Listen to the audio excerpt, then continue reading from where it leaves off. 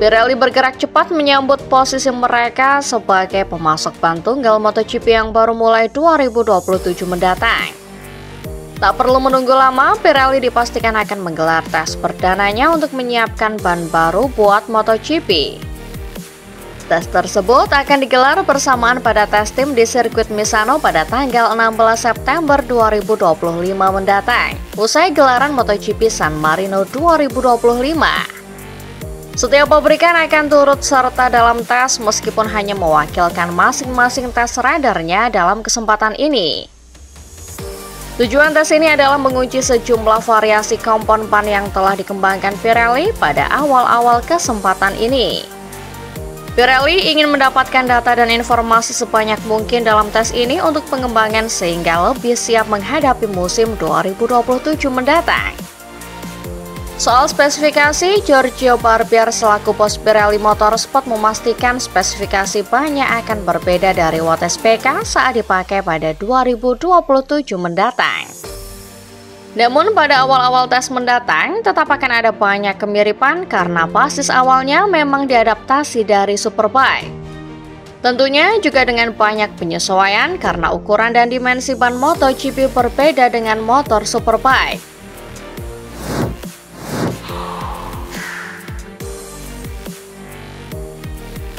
Sama seperti Pecco Bagnaia, Fabio Di Giannantonio juga mengalami penurunan performa dengan motor Ducati Desmos edisi GP25.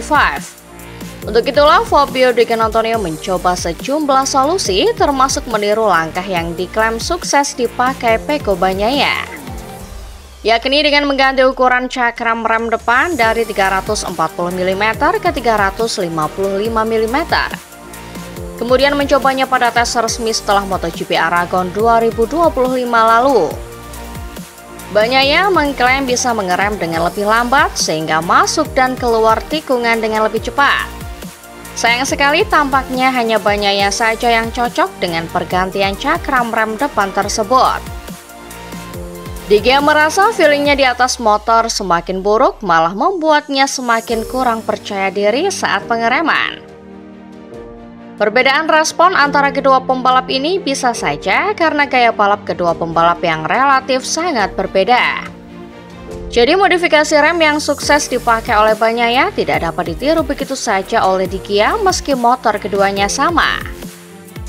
Hal serupa juga diutarakan Marc Marquez yang juga sempat mencoba mengganti cakram rem depan motornya.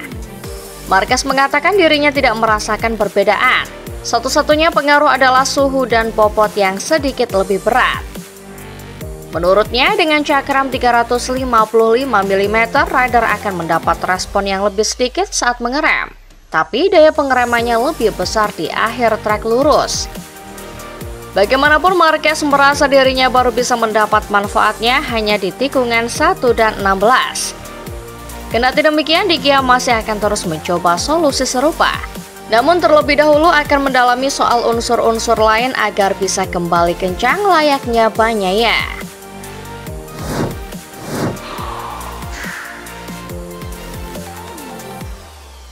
Nasib memprihatinkan dialami pembalap Moto2 Sergio Garcia setelah dipecat dari tim setahun setelah karirnya terlihat begitu menjanjikan.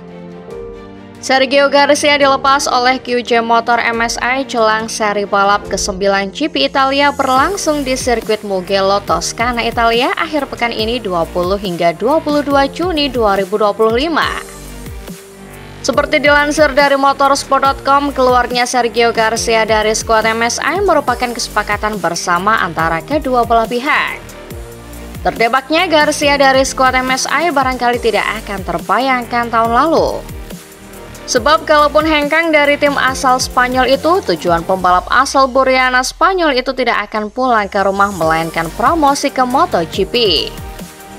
Saat Moto2 musim 2024 merampungkan 8 balapan seperti sekarang, Garcia sedang memimpin klasemen kelas tengah ajang balap Grand Prix motor itu. Salah satu kompetitor pembalap Indonesia, Mario Suryo Aji tersebut mencatat 2 kemenangan dan 3 hasil podium lainnya dalam 8 balapan. Kesuksesan Garcia sampai mendapat pujian tinggi dari jawara MotoGP Fabio Quartararo. Garcia disebut El Diablo sebagai pembalap yang pantas untuk mengisi kursi tim Pramac yang saat itu baru menyusun line up baru untuk babak baru sebagai tim satelit Yamaha. Quartararo menambahkan telah memberitahu Yamaha soal line up impiannya di tim satelit baru, yang bisa ditafsirkan dirinya mempromosikan Garcia untuk naik kelas.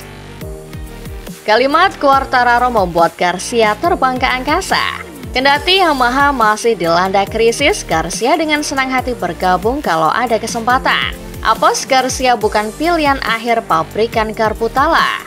Yamaha bermain aman dengan merekrut Miguel Oliveira dan Jack Miller, dua pembalap berpengalaman demi membantu pengembangan M1 yang sedang tidak baik-baik saja. Trackhouse Racing sebagai tim MotoGP lain yang disebut telah menghubungi agen Garcia juga berbalik arah dengan mempromosikan rekan setim Garcia sendiri, Ai Ogura. Dalam 1 bulan, nasib Garcia berubah dari kandidat kuat rookie MotoGP menjadi tidak akan kemana-mana meski menjadi juara dunia Moto2 sekalipun. 3 pembalap yang mendapat promosi ke MotoGP yaitu Ogura, Fermin Aldiger, dan Somkya Chantra semuanya berada di bawahnya dalam peringkat di klasemen. Hanya Ogura yang mengunggulinya seiring penurunan drastis yang dialaminya. Ogura akhirnya naik ke MotoGP sebagai juara dunia Moto2.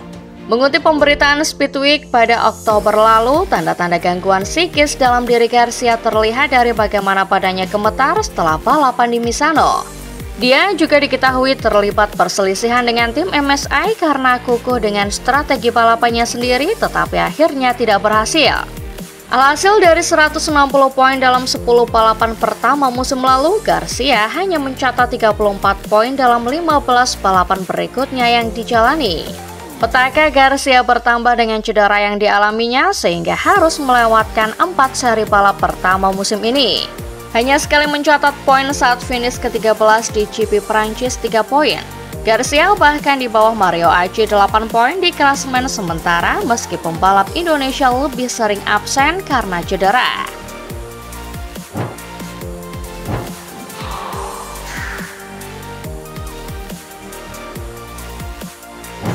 MotoGP 2025 akan mementaskan MotoGP Italia. Bagi tim balap milik Valentino Rossi, VR46 Racing Team ini menjadi balapan kandang. Oleh karena itu persiapan spesial pun dilakukan. Livery khusus disiapkan menggabungkan musik dengan MotoGP. Adalah Cesare Cremonini, musisi Italia yang diajak berkolaborasi oleh Rossi. Tema livery kali ini adalah Cremonini Live 25. Desain motornya menggunakan warna dasar putih. Ada aurora besar di tengah, di bagian belakang diberi warna merah. Rossi memberi penjelasan mengenai desain dari livery kali ini. Dia menggandeng desainer Aldo Drudi untuk mewujudkannya.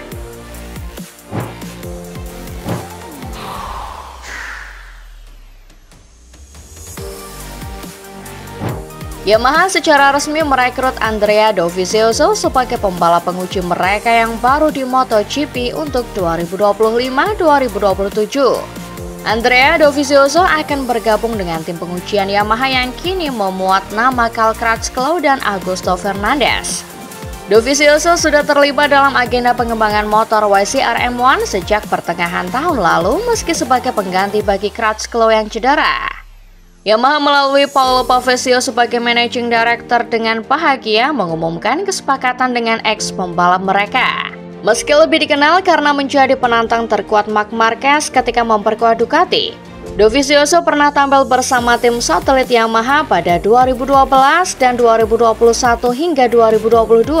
Pavesio mengungkapkan bahwa Dovizioso tidak hanya berperan sebagai pembalap penguji tetapi juga penasihat performa pembalap. Dovizioso akan menjembatani komunikasi antara pembalap yang berbekal sensasi di motor dengan insinyur yang bermodalkan data telemetri. Sementara itu, Dovizioso senang akhirnya menjalin kontrak jangka panjang dengan Yamaha.